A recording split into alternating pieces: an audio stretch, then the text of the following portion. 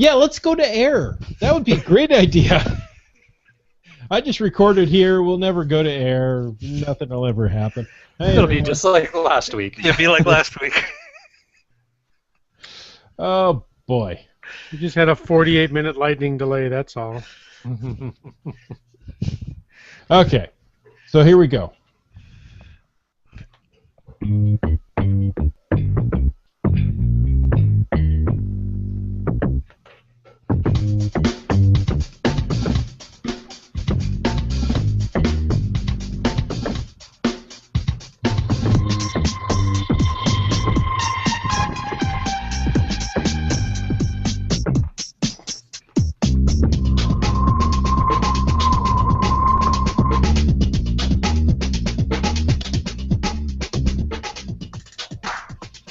Well, here we are. Welcome to Caching in the Northwest, the only podcast dedicated to geocaching in the Great Pacific Northwest. We'll talk about caches and caches unique to this little corner of the country. So grab a power cube and check your shields. It's time to go caching in the Northwest. It is time, and tonight we've got a special guest, Wet Coaster, joining us, and we're going to talk about Ingress, which is another alternative geolocation game. He's up in the Great White North, and in order to speak Canadianese with our guest, we've brought in our cousin from another nation. Some say he snacks on geocoins in between meals, and he repeatedly goes through the car wash on warm summer days. All we know is he's called Land Monkey. But always, always remember to turn the wax off before you go through the car wash to keep cool. Thank you, Wax Mr. on? Miyagi. Wax off. Now, before... I like the wax. The wax works well for me. I don't know what you're talking about. Awesome. Before we get going on our topic du jour, we want to let everybody know that our logo contest, our Caching in the Northwest logo, has closed. So thank you for everybody who sent in a submission. We were underwhelmed by the volume of submissions. However, we will be debuting the new logo at the block party. And if you have any feedback about new logos, new sites, old sites, content, make sure that you know it can always be sent to feedback@cachingNW.com.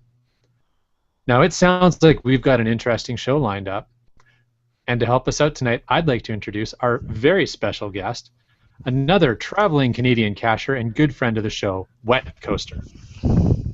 Hello, and greetings from sunny Surrey, British Columbia. Is this the right time for that Canadian takeover? It's always time for the Canadian takeover, isn't it? It's always time for Tim Hortons. There you go. Hey, welcome, Wet Coaster. Sorry that you were unable to join us last week, but I understand nobody was able to join us last week. There was a series of technical difficulties, and I couldn't even be here last week. I was out of town, but hey, so we just scrubbed that whole mission, moved it forward 7 days, and you can pretend it's July 31st, or you can just pretend July 31st never actually happened, and we've moved the podcast to tonight. So welcome. That's exactly right. Now, the Googles were broken last week. Yeah. So due to some technical difficulty within Google themselves, we could not actually host a Hangout. So we weren't able to do a podcast. It was but very sad. we're here tonight. Always a pleasure to be here. So. And we're glad you're here, because usually you're our prime commenter, though, so we'll have to see if we get any comments with you on the podcast with us. Now, before we jump into Ingress, let's just go and cover some geocaching-related news, if we got a minute.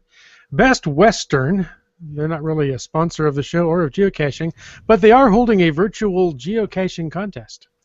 If you search throughout the Best Western Route 66 website photo albums and submit the name of a city where the image is found, submit your answer in a form on their website, along with your email address and a Best Western Rewards member number. There's a mouthful. You can enter a chance to win a $100 travel card and 6,600 Best Western Rewards points. Whatever those are good for, you might win them. There's links to caches that are close to their hotels in various cities, and it's really cool to have a major hotel chain interested in geocaching and use it in their advertising. That's really cool. true. This isn't really caching per se, this contest they're running. However, like you said, they have links to nearby caches and a brief description of how it's played and how it all began. All in all, it's really a good portrayal of caching. Absolutely. And, I'm willing to bet that a lot of geocachers and Ingress players stay at Best Westerns when they travel. Well, I don't know if a single promotion will cause geocachers to stay at a specific hotel chain, but you never know. It could work out. You never know. Well, I suppose if you're talking about Pacific hotel chains, maybe for the block party, but... Oh, there you go. There you go. Well, Land Monkey, tell us, have you officially ended your 500-day caching streak? Well, we're kind of keeping the streak going. It's been both a blessing and a challenge. And when we hit day 500, the decision was that we were free to stop. The very next day, we had been invited to go on a group hike. So then we were at 501 days, and frankly, I just haven't been as ready to stop as Mrs. Land Monkey, and so today we're at 512 days. Well, you're free now. It's a choice. It's no longer this overriding commitment that you have. And I've told you many times, I'm just flabbergasted, or should I say, gobstopped, that you could, do this. That you could string together so many caches. 512 days now. That's really impressive. For me, it's hard to string 2 days of 3 days of caching together. So my virtual hat is off to you. Thank you. I appreciate that. And honestly, once it's not fun anymore, I'll be stopping, like fall or winter. It does kind of sometimes take the fun out of it, yeah. Yeah, it does. Now, Wet Coaster, thank you once again for coming on the show. I really do appreciate your willingness. And, we tried last week. We're going to try again this week. And, well, here you are, doing more than trying. Have you done a caching streak, anything like what Land Monkey's working on here? Oh, thanks for having me. Lately, the way work is, 2 days is a really good streak for me. The longest I've ever done is 15. Okay, nice. But no, with work, there's just no way.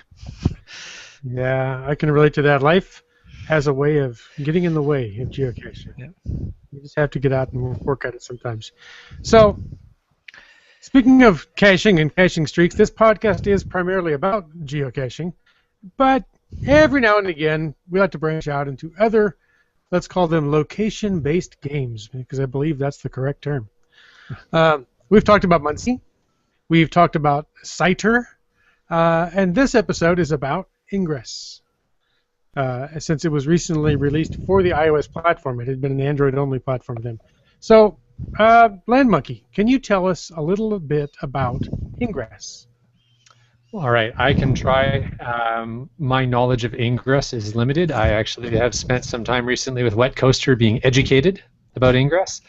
But officially, Ingress, it's an augmented reality game that by using your phone at real-world locations, you can get to see things that you can't normally see with your eyes. Ergo, augmented reality. It was hinted at Comic-Con 2 years ago, and then it was launched soon after that. At the time, it was only for Android phones, but just recently, as you mentioned, it's been released also for iOS. So that is, I guess the game's now available for 80% of the phone users. That's about right. Here's a little bit of the plot line that they outlined for you. So, put the quotes around everything I'm about to say for the next 2 minutes. This is not a War of the Worlds broadcast. Yeah, that's right. Please realize this is no fiction.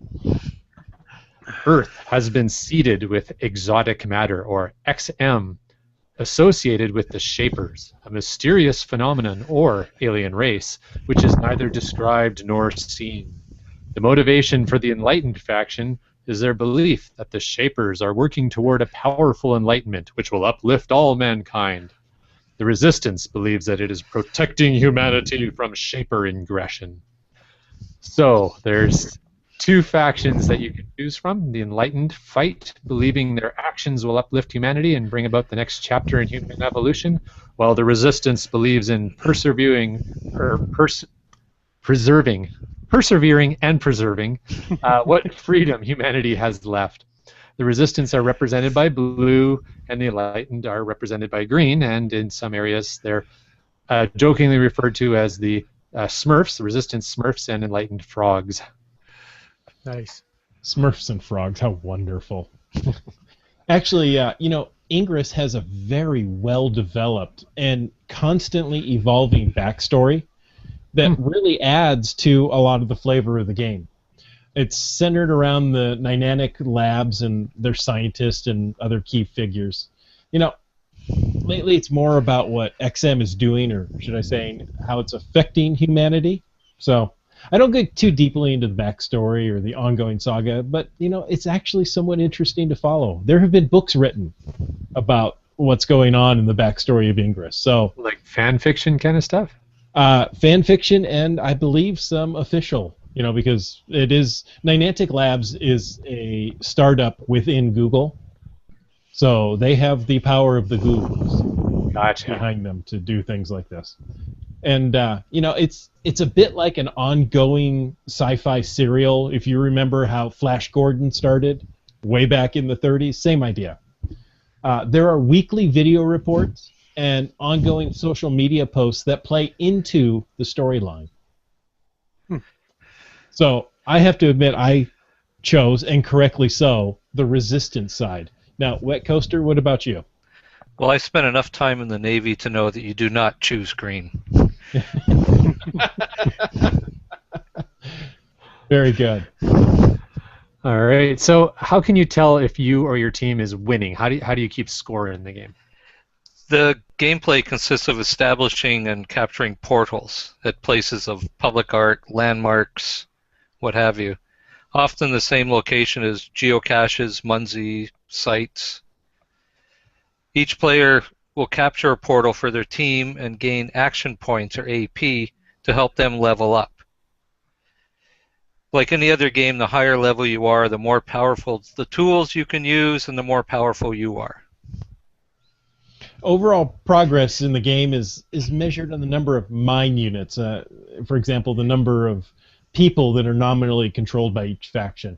You can look at regional or worldwide scores. Regional scores are what's important to me. There's not a lot I can do to affect a worldwide score, but locally, my gameplay can help the Resistance beat the Enlightened in my part of town. So, Bad Cop, if I go out and fashion my aluminum foil hat, will I be protected from the mind control of each faction? I think so. I think it does take an aluminum foil hat, but it has to have 3 points. Ah, okay. So you've got to work on that. I started it right after it was launched, and portals at that time were few and far between.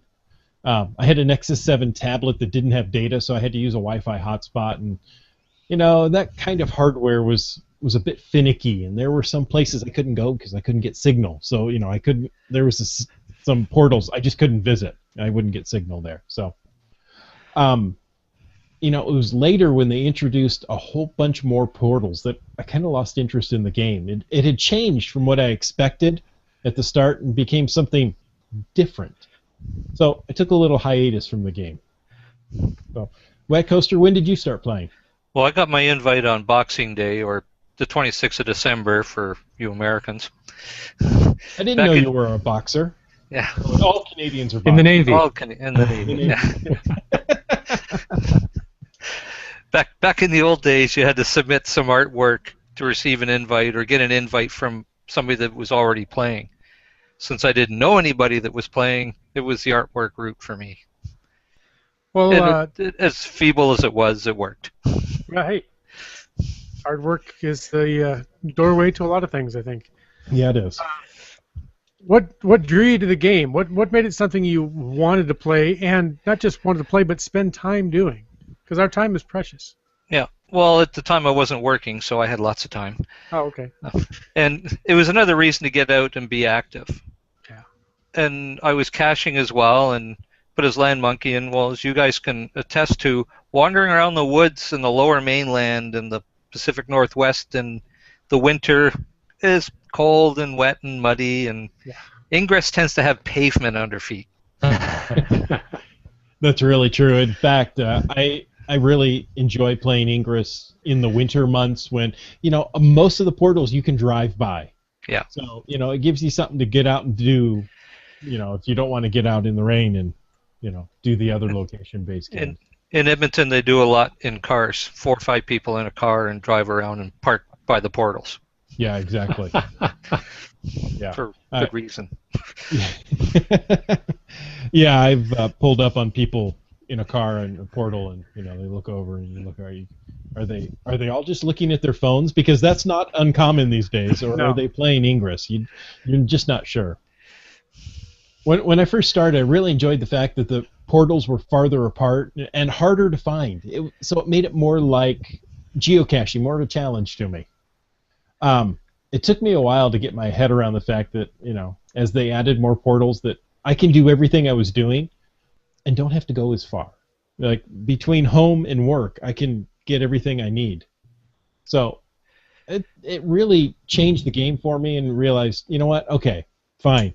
I don't have to go as far. I can stay here and do what I needed to. And it helped to build a little Ingress community that I could interact with. My area town happens to be an Ingress a resistant stronghold, so that also changes the way the game's played for me, because there's less attacking. It's more of like fortifying the portals. So just up the street from me, there's a group of portals, or a farm, as they call it, near my house. So I can easily replenish all my supplies with a 15 or 20-minute walk from home. So, Wet Coaster, how is it for you? How are the factions balanced in the areas where you play? Well, in Edmonton, it's pretty balanced. For a while, Resistance was dominant. Now, Enlightened seems to be getting a bit more. It really is a back and forth. Think of it as like capture the flag. Yeah, exactly. There's a lot of back and forth, and if you go and attack the other side's farm, you can expect a few frogs to show up pretty quick and try and take it back. Around here, I hacked the local library nearby here. It's one side really needs the other. I mean, it's that back and forth. It may be frustrating, but it's that back and forth that gets you leveled up quickly. Yeah, and if you don't have the other side, there's no game. Exactly. So what hardware did you start out with? Well, I've got a Samsung Rugby phone right here. I still have it, still use it. And it works well for me. Nice. I got it so if I dropped it geocaching primarily, I wouldn't panic, because it's very rugged. It's having a rugged phone. At least in our little corner of in the world here, where it rains so much, having something that you're not afraid to take out in the water, really makes a difference. Yeah, I don't worry when it's rain or anything if I drop it. Yeah. Exactly. Nice. Now, every Ingress player I've met has had to use an external battery, because Ingress just sucks the battery out of your phone.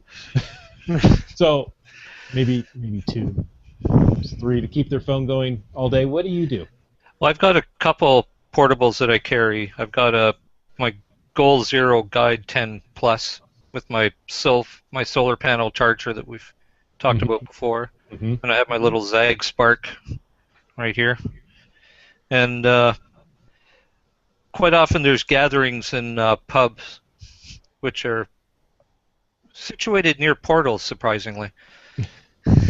And when that happens, people are pulling out their cords and they're plugging them into the. You get the right tables by the outlets, and other players are passing around the portable chargers as well. If you're running low and they're okay, it's very friendly.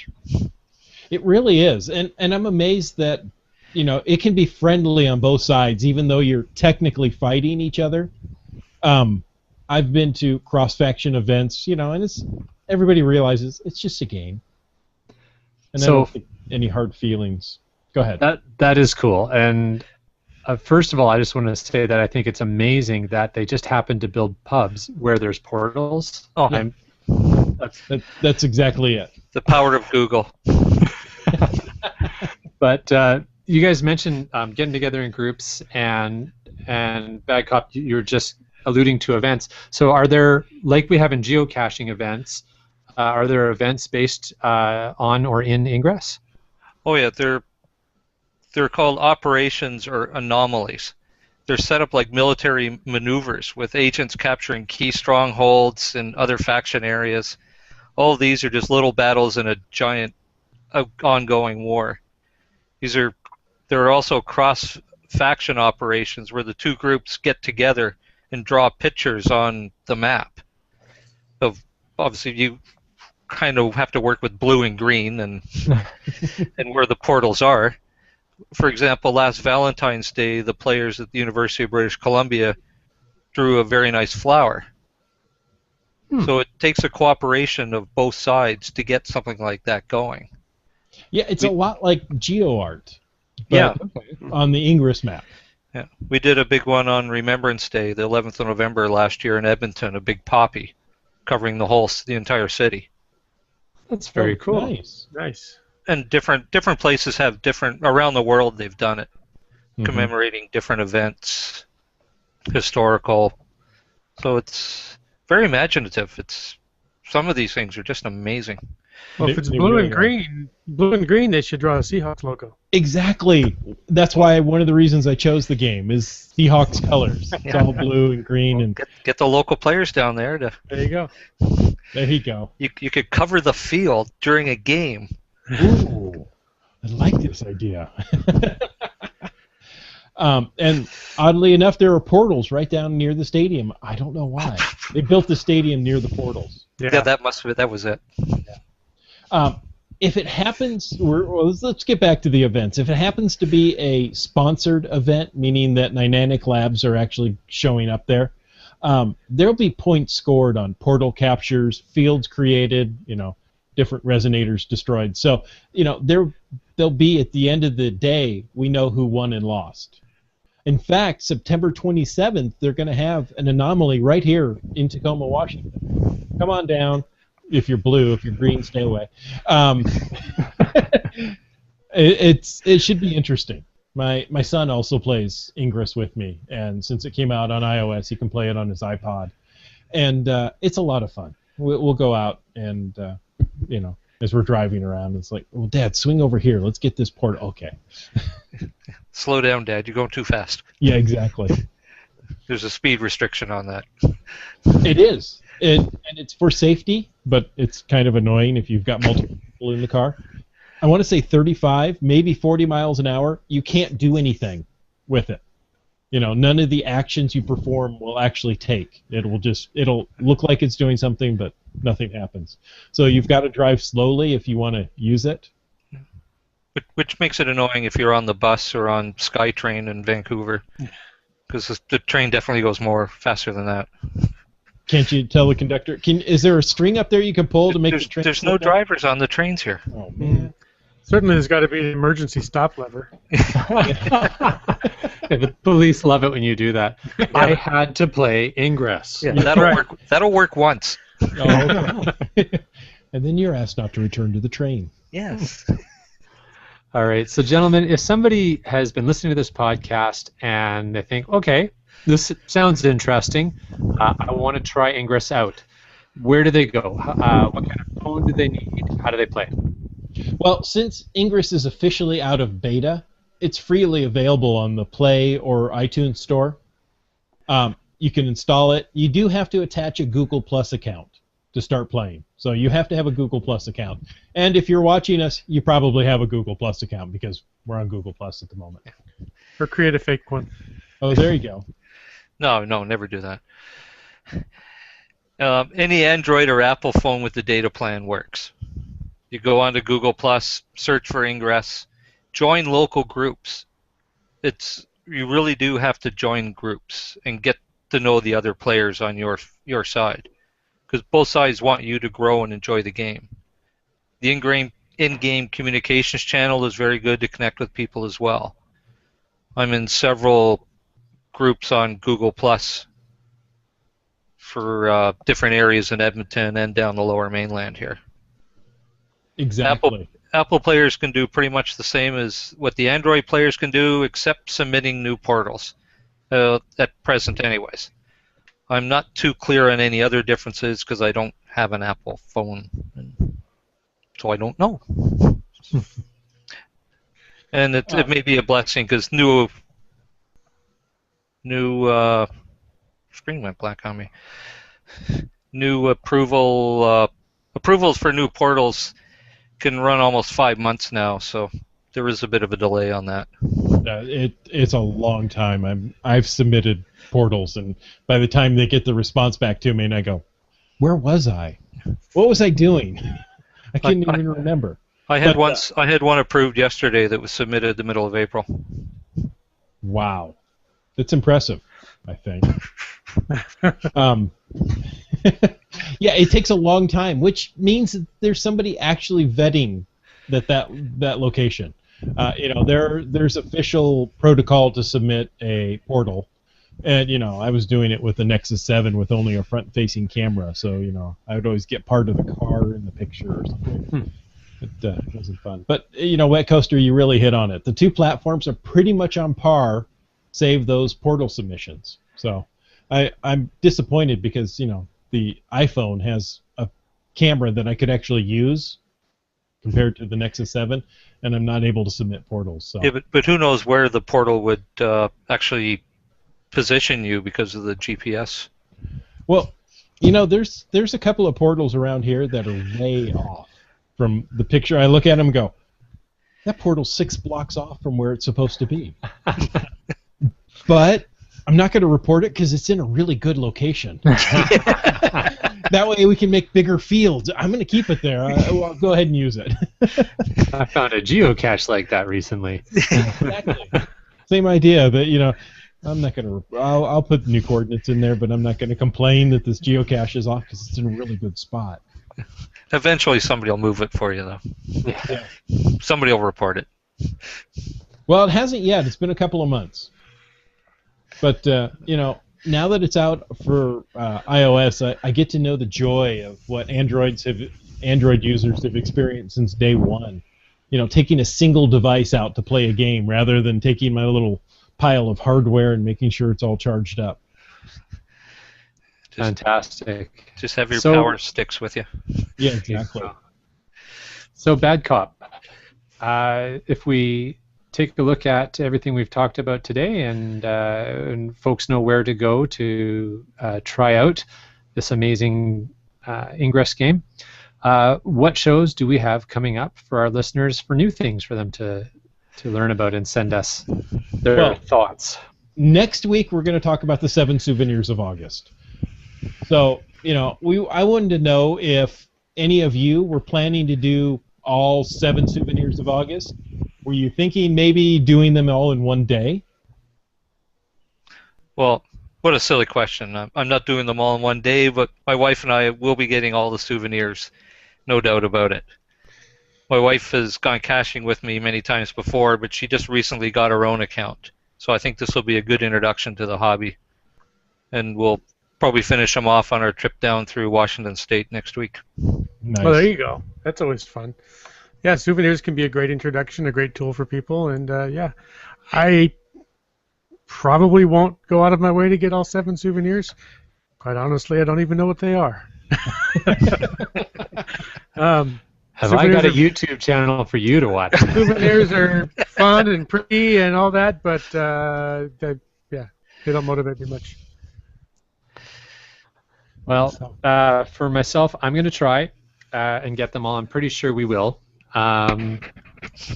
But our focus is going to be putting a bit of a different spin on the challenge.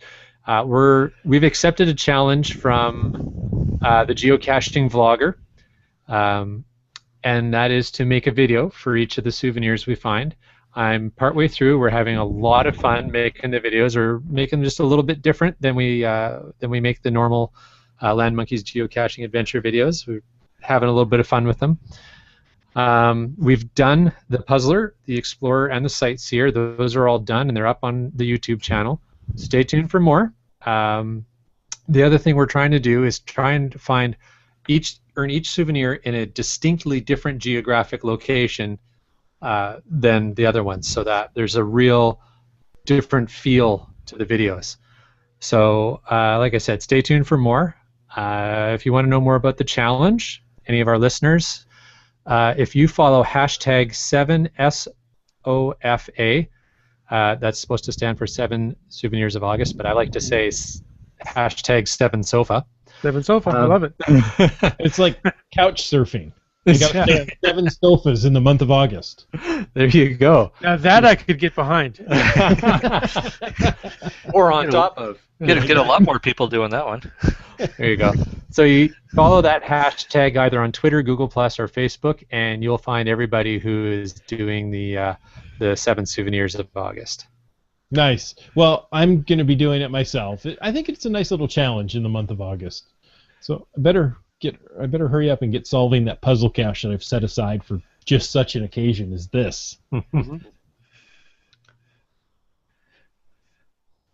Well, before we sign off, what else is coming? The block party. You know, we want to let our listeners know. Yes, the block party is coming. Well, it's there.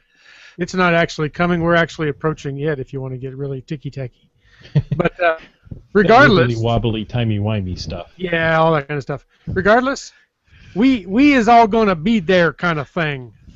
I think. Yeah, they don't let you out much, do they? Yeah, this electricity this year, this is a new thing. No, the geocaching block party is happening this very month, less than 10 days off as we record this, and we're going to be there. So come say hi. Tell us how much you like the show. Bring your friends that haven't heard the show, and bring your friends that have heard the show. We could triple or quadruple the number of listeners in our show. There you go. One day. Well, what do you think? Everybody on this podcast tonight is going to be at the block party. So we'll get together. We'll at least record some audio, if not an entire show, right there at the block party. So, you know, if you want to come and be a part, you're more than welcome to. So. There's stuff to do there. It's a great event. We've done it several years. You can even don't talk about it while you're there, but you could capture a bunch of virtual munsies, and you might even be able to find some frog and smurf activity, I would suppose. I would suppose. And I'm willing to bet that not far away there's a pub. So. Oh, there you go. And the food trucks are awesome. Food trucks. There you go. I wasn't able to get away to go to a food truck last year. Maybe I will this year. It'll be interesting for me. This will be the first time I'm there as a podcaster, so I'm very excited about it. Yeah.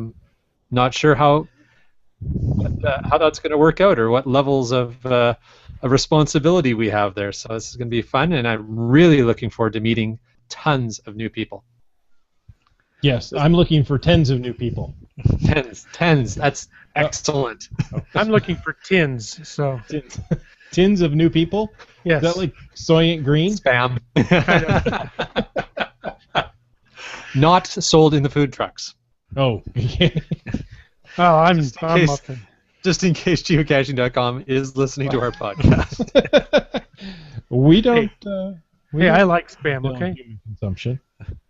Well, this will be my first block party, so I'm looking forward to everything. Awesome. Fantastic. Now, anybody going to the Ape event the day after the block party? Not this year. Okay. Nope.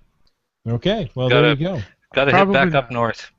Probably not. But if any of our listeners are going to be in town for that and have the time, do it. It's a fun event. It really is. So. It's well organized, and if you've never done that trail, you definitely have to do that event. Very worth doing. Exactly. That is one of the must-do caches. Well, it's part of the triad. Yeah, that's right. There's 3 caches you've got to get in the Northwest, and that's one of them. You really got to do that. Just bring a jacket and a flashlight. And go back and listen to another podcast. I think we talked about it in depth. Once or twice. Mm-hmm. Excellent. Well, we want to thank you for taking the time to listen to this episode of Caching in the Northwest. You can be a part of the show. Call 253-693-TFTC and leave us a comment, correction, or question. any time of the day or night. Of course, you can email us at feedback@cachingnw.com. Visit cachingnw.com for the show notes on this show and more about any other Caching in the Northwest podcasts. Your support helps to keep quality shows coming. If you like this show, please click the PayPal button on the website. This show is licensed under a Creative Commons Attribution 3.0 license, copyright 2014 by Chris Umfenauer. Peace out. See you at the block party. Good night, folks. Thanks for listening.